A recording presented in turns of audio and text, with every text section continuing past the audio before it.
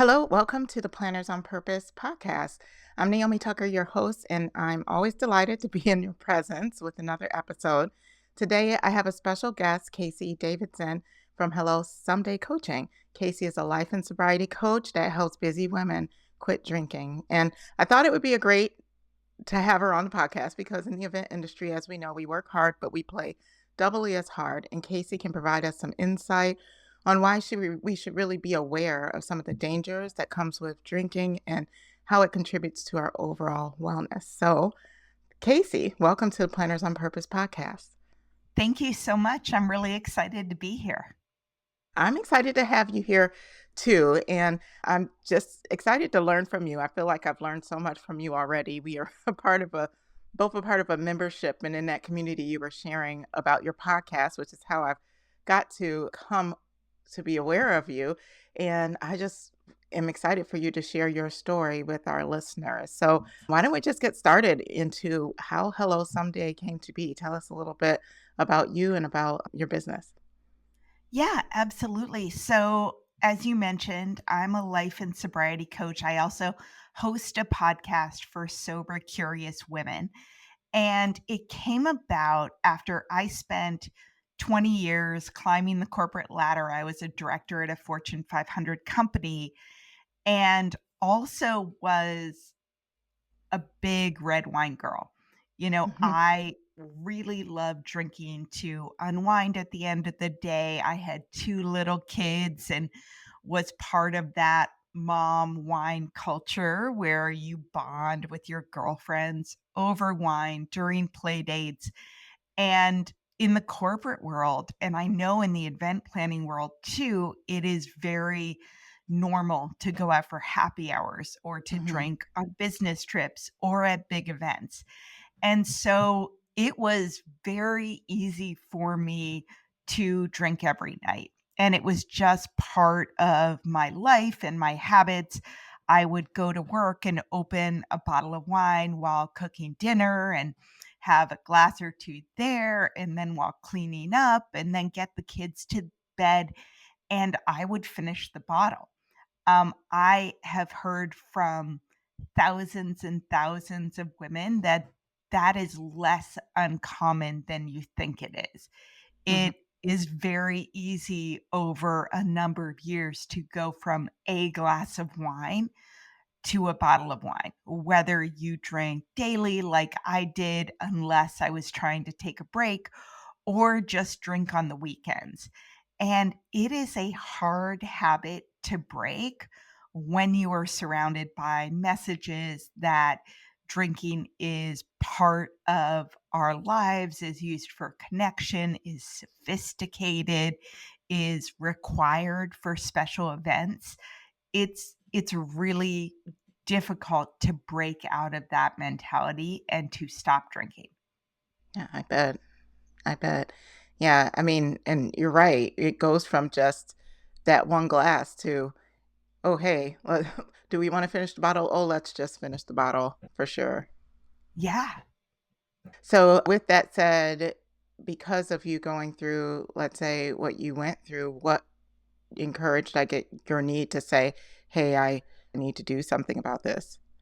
Yeah, absolutely. Well, I think for a lot of women, there is a growing awareness as Mhm. you start to drink more often that alcohol may not be serving you. And for me, it started with waking up at 3 a.m. And those middle of the night wake ups are very, very common if you're a drinker. It actually is when the alcohol is leaving your system and there is an anxiety spike that can wake you up, just the racing mind, the racing heart. Um, Being a mom of 2 little kids, having a really demanding job, I hated those wake ups. And for a long time, I thought it was stress and overwhelm. I would not be able to go back to sleep and be very worried about how I would sort of handle life the next day. Um, I also was not unfamiliar with hangovers, right? Headaches, stomach aches, bloodshot eyes, not daily in the beginning, but certainly on big weekends, at parties.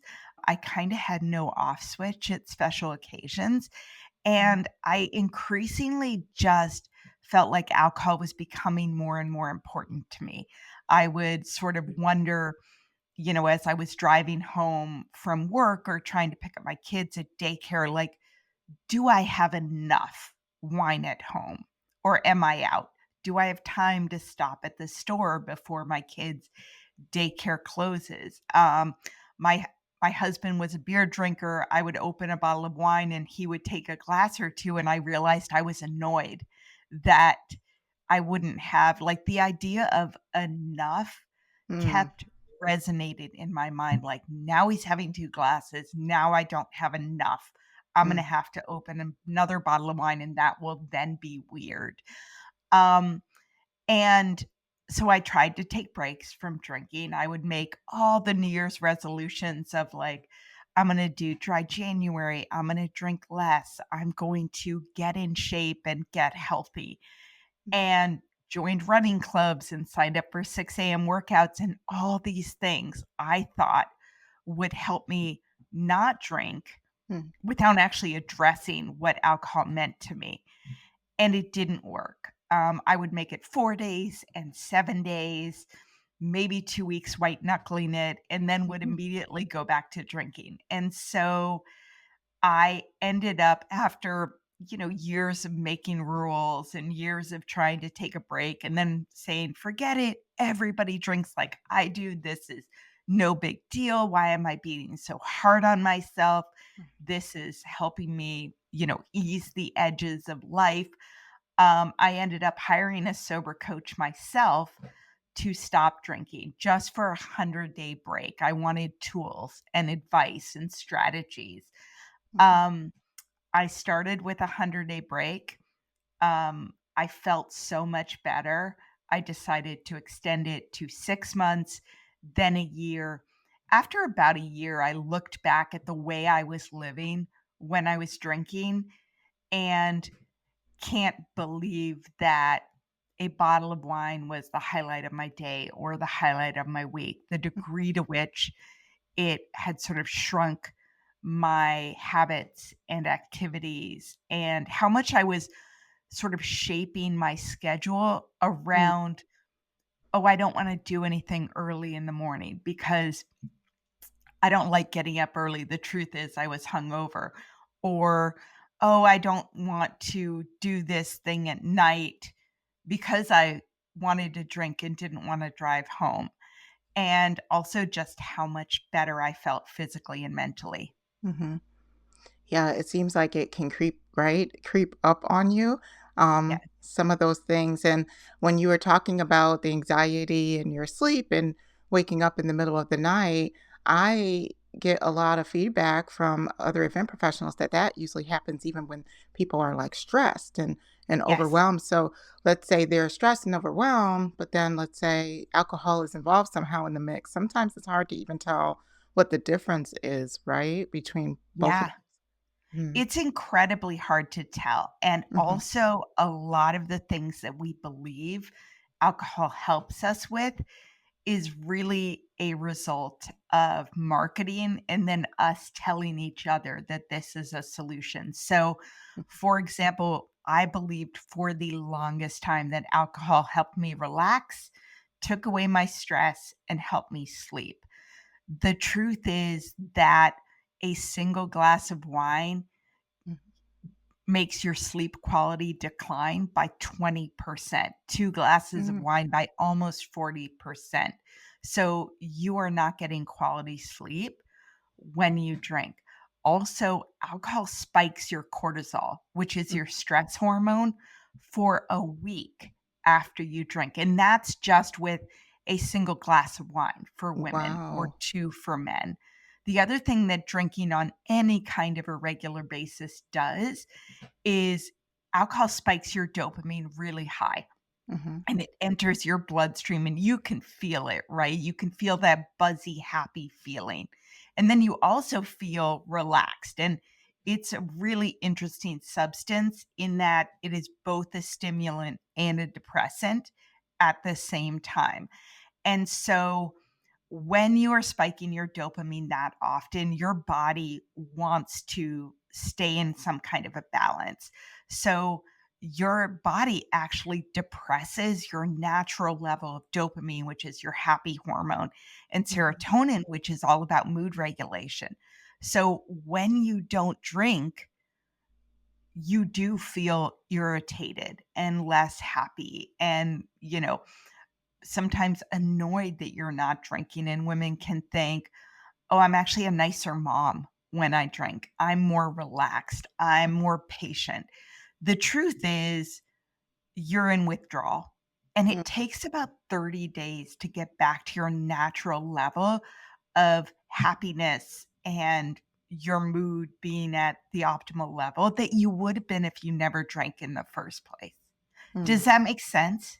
It does. It's absolutely fascinating. So, what would be considered, I guess, an amount of, let's say, drinking that people would do in order to be experiencing, let's say, some of this withdrawal? So, is it the occasional one glass of wine, or is it more of the repetitive two Yeah. glasses of wine a day that you would experience what you're saying, trying to leave Yeah. I doing that? mean, it's on a spectrum with Okay. anything. Obviously, you will certainly have more anxiety and be Hmm. less happy and more irritated when you're not drinking if you drink 4 glasses of wine than if you drink 1. Some of the smaller effects, like the interruption in sleep quality, does happen at a single glass or 2 glasses of wine. Since people are podcast listeners, they might know the Huberman podcast, which is a huge one, Hmm. and he did a very interesting episode on alcohol in the body and mind.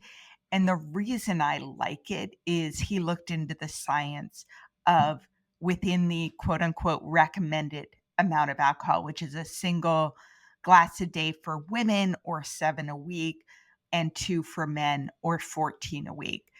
Those recommendations have actually been revised. I mean, the American Cancer Society just said 3 years ago that no amount of alcohol is actually, quote, unquote, "good for you." Alcohol is a carcinogen. It's tied to 7 kinds of cancer in the same way that cigarettes are, and it doesn't actually help your health. I mean, there have been when I was growing up, this, huge belief in studies that moderate drinkers were actually healthier Hmm. than people who didn't drink at all, and that study was heavily influenced by the alcohol industry, Hmm. and it's not true. When people don't drink at all, first of all, it's a very small portion of the population, but also a lot of people don't drink because of medical conditions, because they used to drink heavily, and a bunch of other factors, which, by the way, is changing because there is a huge growth in the sober curious movement, in people taking a break from drinking. I think the latest study was 34% of Americans, Oh, wow. one of their goals is to drink less this year. Wow. Wow, that's great. So I want to go back because you were saying how not how there's no health benefits to drinking. So what came up for me was like, but red wine, isn't red wine supposed to be antioxidants and things like that? So is there a type of alcohol that's better than No. others, or it's No, just I none? mean, it Okay. literally does not matter if you Okay. drink red wine, white wine, beer, Okay. or hard liquor. We tend to think, "Oh, red wine's healthy and good for your heart and Mhm. antioxidants," and hard liquor, "Well, I don't drink vodka, so Mhm. nothing to see here." And the truth is that in terms of antioxidants, you would have to drink, vats of grapes, Mhm. to get those benefits. There is no alcohol is actually ethanol. It is toxic. It's Mhm. poison to your system. So it's inflammatory. There have been studies that if women drink as little as 3 drinks a week, Mhm. it spikes your risk of breast cancer by 15%. And Mhm. there's no judgment here. I used to drink a quite a bit. of Mhm. alcohol, and all my friends drink, my husband still drinks, and yet I think that information is power, Mm, and, 70% of American adults believe there is a risk between tobacco and cancer, which there is. There is no question. Only 30% of Americans believe there is a risk between alcohol and cancer. mm, And there's a significant causal relationship. Again, we all do stuff every single day right. that is not the healthiest thing, myself included, but I did not know. I thought red wine was good for me. Yeah. I mean, in moderation, 1 glass here and there, Yeah, yeah, but and that's totally fine, and mhm, yet no amount of alcohol is healthy, and we've been taught mhm, that it is. mhm. Yeah. I mean, that is so it's a sobering just the stats that you mentioned, and that's the reason why I just really am thankful for you being here because I think that a lot of what event professionals do, I mean, we work really hard and it's one of the most stressful industries out there and Yeah. we play hard too. So after an Well, yeah, event, it's like one of those things where hey, after you've had so much stress, so much pressure, let's just go to the bar, right? Let's yeah. just have a glass to celebrate. But doing that over and over again, that can be very I can see how that can be damaging Well, for and sure. also just one of the things I really like to encourage people to Mhm. do is just take a 30-day break. Mhm. Just do dry January or a health kick Mhm. and notice how much better your body feels. When you stop drinking, it's one of the best anti-aging things you can do. Like, forget Mhm. about Botox, try not drinking. Your skin will look better. Alcohol is highly inflammatory, right? Mm. So if you're worried about inflammation in your body or your skin, it significantly decreases that. Your eyes will be brighter, your Mm. skin will look better, and you'll have less bloating. Mm. Plus, you will have more energy and sleep better and all the good stuff. The one thing that I would say about going to a bar to have a drink, Mm. you can do that without drinking. The range and growth in really great tasting non-alcoholic alternatives Mhm. is off the charts Mhm. these days. There is, fantastic non-alcoholic prosecco and bubbly rosé and non-alcoholic craft beer Mhm. and even spirits. If you go to any bar or restaurant, you will see zero proof cocktails or Mhm. mocktails. Mocktails, yeah. Uh, yeah, I love non-alcoholic mojitos. I mean, Mhm. that's my favorite.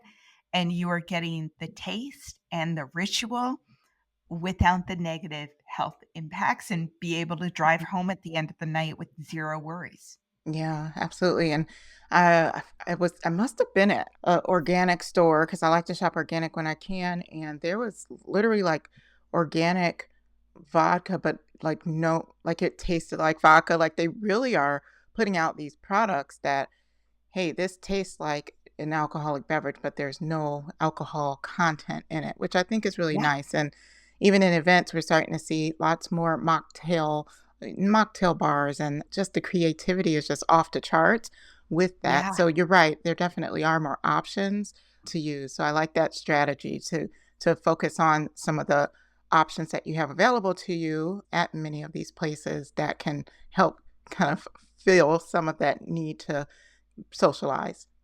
yeah, absolutely. I mean, Mhm, I love non-alcoholic prosecco at a party. I actually had a holiday party at my house mhm, this last weekend and had various bottles of non-alcoholic options and was very surprised how many people who do drink chose the non-alcoholic options, either mm, because they were driving home or their kids were there or they were like, "I wanna try it," and we're like, "Damn, this is really good," you know? And I was a little bit like, "Okay, that's mine." No. My, "Do I have enough?" has not totally changed. So, what do you say about people that say, "Hey, well, alcohol allows me to loosen up and have, conversations and be more of myself." And what are some strategies that you can help, people that do struggle with just being social? Yeah. Yeah, it's so interesting because I think a lot of people who tend to be more introverted use alcohol as a tool to be more extroverted, Mhm, and that is normal. It definitely lowers your inhibitions. I would say that not drinking actually allows you to be more present, to be more engaging, to actually have more emotional intelligence and feed off the people around you to pick up on their clues, mm, to not do anything embarrassing. I was actually worried that when I stopped drinking, it would hurt me in my career because we had mhm, a lot of drinking events. What is ironic looking back, it was hard to believe that I thought that drinking to bond with my coworkers or my bosses when sometimes I would overshare, sometimes I would trip, or even just be kind of hungover the next morning, that I thought mhm, that was helping me in my career. mhm, So on my podcast, I have over 200 episodes that you can kind of scan and look at in terms of which ones resonate with you or interesting. I have a guide, the introvert's guide to mm, socializing without alcohol, and mm, literally 20 questions that you can have in your back pocket to engage in conversations, as well as strategies to decompress, take a break, mhm, prepare for these events that can be draining to your energy without relying on alcohol. So there are tips and tricks mhm, that you should experiment with. I mean, this whole thing, I encourage women to approach and consider their relationship with alcohol with mhm, curiosity, in the same way that some women decide to become a vegetarian or cut out sugar or mhm, gluten or whatever. Try to see what changes in your life if you go 30 mhm. days without alcohol. And by the way, it is hard to experience those benefits if you are just trying to cut back and Yeah. still drinking over the weekend. You kind of never get out of that emotional and habitual attachment to alcohol, and you don't give your body the chance to reset. Mhm. Mhm, mhm, and I can see definitely how that happens. So in a way, just being alcohol free indefinitely probably is obviously the best, ultimately best bet for you to Yeah, be. for But me, mhm, certainly. mhm. Yeah, and then if not, I understand what you're saying. It's like take a small break, take 30-day break if you can. Take different breaks within your drinking or at least cut back significantly. You still won't get rid of some of the effects of it, but it's much better than, let's say, what you were doing. Yeah, Mhm, absolutely, and I was actually talking we used to I have friends, like I said, at this previous party, we've known each other since we were 25 years old, mhm, well over 20 years, and I was shocked how many people, and in fact, how many men told me they almost don't drink at all anymore, mm, and it was such a different scene than it would have been 10 years ago, when we had little kids, toddlers, and we were throwing back the drinks at a mhm. big party. Yeah. Oh gosh. Well, that's good. I think that it's great that many people are starting to see this as a movement, that Mhm. they definitely want to focus on their well-being and focus on getting better. And I think that do you see a big uptick from the last few years, like when we were going through that thing we don't want to mention? Do you feel like it's some of it is related to that? I feel like people are making different choices about just their lifestyle since then. Yeah, there is definite I mean, should we not say the word? No, we can. I'm We just can. kidding. The pandemic, the Yep. pandemic, really spiked the rate Mhm. of drinking. And what's interesting is among women during the pandemic, binge drinking went up 41%. Oh. And among parents of kids under the age of 5, Mhm. drinking spiked 323%. I mean, it was a huge difference. And I work with so many women coming out of the pandemic Mhm. who are like, I need to take a break from drinking. This has become very easy Mhm. to drink every single night and to have a hard time stopping drinking for any period of time. Um, and it does, I mean, people don't want to talk about the fact that alcohol is an addictive substance. It Mhm. absolutely is. If you drink on any kind of a regular basis and you find yourself drinking more and more often, that is not an issue with you. That's an issue of the substance working as designed. Mhm. And so any kind of a reset will give you a lot of perspective on how it was impacting you, every piece of your life. Mhm. And it's great information because if you decide to go back to drinking, you will reflect on that. Am I happier? Am I more relaxed? Do I experience less stress than Mhm. I did when I wasn't drinking? Yeah. And I'm right now where I'm thinking is just entertainment, right? So in our industry, we entertain a lot. We have our clients that we have to make sure are happy, and we're always whining and dining, literally, Yes. our clients. So, what are some, I guess, maybe strategies that people that are in like a sales position or in a position where Yeah. they're entertaining clients all of the time, what they are able to do so it's not so much pressure on themselves and pressure on the clients.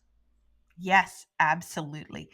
One thing I would say just in terms of being around alcohol when your intention is to not drink, Mhm, hunger is a huge trigger. So I highly recommend before going to an event or before going out to dinner, eating something with protein. And I recommend to my clients that, going into what we call the witching hour, mhm, you set an alarm to eat something with protein at 4 p.m. or so, to eat a snack so you're not starving.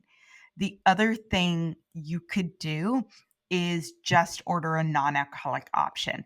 And mhm, sometimes you can go to the bartender and yeah, just say, "Hey, by the way, I'm not drinking alcohol. mhm, I would love a non-alcoholic mojito or XYZ." You can tell your mhm, server before you come. So, before you guys sit down. So it's not obvious at mhm, all that you're not drinking. The other thing that I love to do, and people will absolutely play off however you position this, is to say, "Oh, I'm doing a health challenge where I'm not drinking for X amount of time. I'm mhm, finding that I feel better, more energetic, I'm sleeping better." mhm, Um, the minute you mention any kind of a health or wellness challenge, mhm, just try that. Everybody will immediately start talking about themselves and mhm, their Peloton or how they at one point ran a 10K or how they should do that too. mm, So mhm. instead of saying, "I'm worried about my alcohol," which is awkward and puts Right. people on the defense, just say, "Oh, I'm doing a 30-day or 100-day no alcohol challenge." Mhm. I found that people are like, "Damn, I should do Yeah, that," you exactly. know? No, I really like those options. Thank you. Because it can be definitely hard and there can be this unspoken, pressure that's there. Yes. Nobody technically is pressuring you, but there's just this unspoken pressure to just really have a good time and to do that through alcohol. So I really enjoy just having these conversations and seeing how just that can be linked to just other things. It can be linked to your stress, burnout, and it also can be just linked to just how good of a job you're doing, Yeah, at your absolutely. work. And I hate to say that because people probably will be like, "Oh my gosh, I don't want to listen to this," but it does help you to be a better you. Yeah, and Mhm. again, just try it and Mhm. see, and you will not be alone. Mhm. Last year in January, 30% of American adults took a break from drinking. That is a huge number of people. And so if you tell people, hey, I'm taking a break from drinking for January or I'm Mhm. sober curious, look around in the media. You will be shocked how many stories there are out there on the Today Show and Women's Health and NPR and Forbes. I was just interviewed by the New York Times last week. Mhm. They're doing a story on dry January preparation and what to think about. I mean, that is a huge national media, and Mhm. there are a million stories about it. This is something people are talking about, and Yeah. it's no longer something in the shadows. Yeah, and I know I've seen some posts out there even last year about dry January. So for those that you spoke a little bit about it, but for those that don't know about like this dry January, how this movement started to come to be, if you could just kind of give us a little bit of background on it and then just Mhm. how someone can participate in dry January. Yeah. It was started, a decade ago by Alcohol Change UK, Hmm. but has become popularized and so much more popularized over the years. And I think in 2018, a woman called Ruby Warrington wrote a book called Sober Curious. And that term has really taken hold within popular culture. So all of Dry January is a challenge to go 31 days in the month of January without drinking alcohol. And the reason a lot of people are interested in doing it, one, health and wellness is the most common New Year's resolution. Hmm. And a lot of people drink more during December, Hmm. during the holidays, New Year's Eve. And so people see it as an easy way to feel better during the month of January and sort of reset and refocus on health and wellness. So Hmm. if you talk to your family or your friends and you say, I'm kind of curious about doing dry January, I bet you will find two or three people who will do it with you. And the Hmm. other thing I'd say is if you're doing dry January and you drink, don't use that as a reason to be like, "Oh, it's over. I already blew it." I mean, there are people and in the media, they talk about damp January. Like, dry January is my favorite. I Right. truly see the benefits, but any chance to drink less or take a break, Hmm. you will learn something useful. Yeah. Well, I think I hope that comes as encouragement to someone to this January, maybe do a dry January. I think it's a really great movement and definitely put it out to your network and see how many are able to even join you or at least bring awareness to the fact that they could Yeah, benefit I from I know doing a such lot a of challenge. couples who do it together, Hmm. coworkers do it together, moms and daughters. I mean, Hmm. it it is something that is becoming increasingly common, and Yeah. it's very healthy for you. Yeah, that's good. That's good. I love this. So tell me, as now that you're living a life, right, of sobriety, what are some learnings that you've had to sustain yourself since you've completely Yeah, stopped drinking? Because that could be of some help to someone that's looking to just say, hey, I think I'll do better with just eliminating yeah, alcohol in yeah. full. I know for me and a lot of the women I work with a lot of high achieving working moms. Um, It is helpful to take it incrementally. So to it is overwhelming and scary and not helpful at all, in my opinion, to make a statement of, "I will never drink again," Hmm. or, um, "I have a problem with alcohol." You don't have to have a problem with alcohol at all to decide that you're happier without it or that it's a bad habit that you want to cut out. So I recommend starting with 30 days, extending it to 100, I extended it to 6 months and then a year, and drinking was my favorite hobby. I loved it. I also had a love-hate relationship with it, Mm, but it not drinking at all was my worst case scenario. mm, And one thing I noticed is the goal is not to for me to never drink again. The goal is to get unstuck and get out of the cycle of having so many of my evenings and weekends being sucked away by right. alcohol so that I can expand my life and I can do all the things I always said I was going to do, but Mhm, somehow never got around to. mhm. No, I think that's wonderful. Thank you so much for that, and congratulations just to you and your success that you've had around this, and hopefully that's just of inspiration to someone else that's looking to also do the same. Thank you. Yeah. So before we wrap up, I would love for you to just, if there's anything additional that you would like to share with our listeners.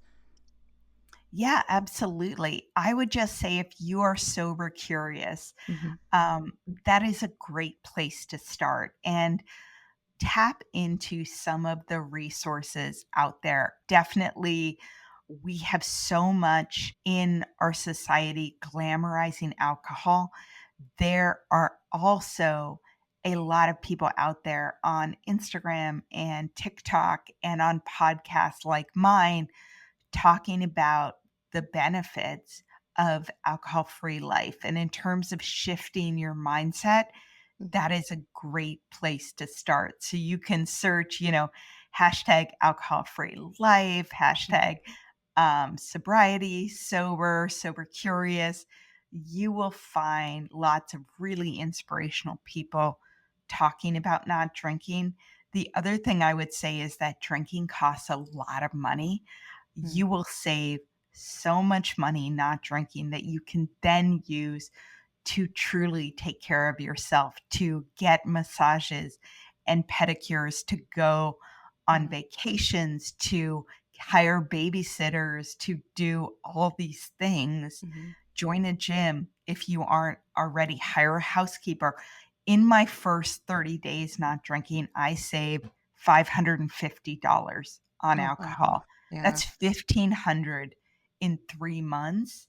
That's Hmm. a lot of money to repurpose to Hmm. other things that will bring you joy. Yeah. Oh, I love that you talked about the cost savings because it is true. It's not cheap. Yeah, It is not cheap at absolutely. all. Oh, well, thank you so much for sharing that. Before I let you go, we have a tradition on the podcast to do a rapid fire session. It's just a few quick questions that I ask all of the that are on here as guests to just give some deeper understanding of you and who you are. Is that Yeah, something that you're okay with doing? of course. Perfect. So the first question I have is, what do you like to do for fun? Like when you're not working, what is something that you like to do as a Yeah, pastime? I've recently taken up again playing guitar Hmm. after 15 years break. I did it before my Wow. son was born. He's 15 now. And I've played in a couple coffee shop jams on Oh, stage and cool. sung with my best friend, and that's been a great source of joy for me. No, that's awesome. I loved guitar. I played it when I was in college. I was a music major, so Oh, I wow. played guitar a little bit and I absolutely loved it. But I always said I have short fingers or whatever. So it was Yes, kind of hard, but I really wanted to pick it up again. So it's really cool that you do it and you do it should in the coffee try. shops. I should pick it up again. Do you have any pictures or any, like on Insta? Do you share anything that Oh, you do yeah. at the coffee I shops? yes, I actually have a video of myself and my best friend. Oh, I fun. convinced her to come up and sing with me. We had a band behind us, Only the Good Die Young, which Mm, was one of our favorite songs in high school, and that nice. was just a ton of fun. We did it a month ago. Oh, how fun. I'm gonna check that out. I'm gonna check Yeah. that out. So my second question for you is what was your favorite alt beverage, but you told me that it was mojitos, right? So Yeah. what are give me your top three alt Okay. beverages. At bars, my favorite is non-alcoholic mojitos. You can It's really easy to get, and it's fantastic, and it's something I don't make at home. Okay. My favorite, absolute favorite non-alcoholic beer is from Athletic Brewing Company. They Okay. have a golden that's called Upside Dawn. It is fantastic, and you can actually find Athletic. I mean, I've found it at professional baseball games, in dive bars, in fancy restaurants. Mm-hmm. And my favorite non-alcoholic prosecco and bubbly rosé is from Groovy, Mm-hmm. Gruvi, and they come in the cutest little 4-pack bottles with, like, Tiffany blue labels. They're Oh, adorable. fun. That sounds really fun. Oh, great. Thank you so much for sharing that. I'll try to find those and link those Yeah. too, You can as get some them on options. Amazon. I mean, Okay. it's very easy. You can Okay. prime it straight to your home. Lovely. Okay. Before we go, please tell everyone where to find you if they would like to connect. Yeah, thank you. My website is hellosomedaycoaching.com. On there, if you're interested, I have a completely free 30 tips for your first month alcohol free guide that you can get sent right to your inbox. And my podcast is the Hello Someday podcast for sober, curious women. You're a podcast listener, you can find it anywhere.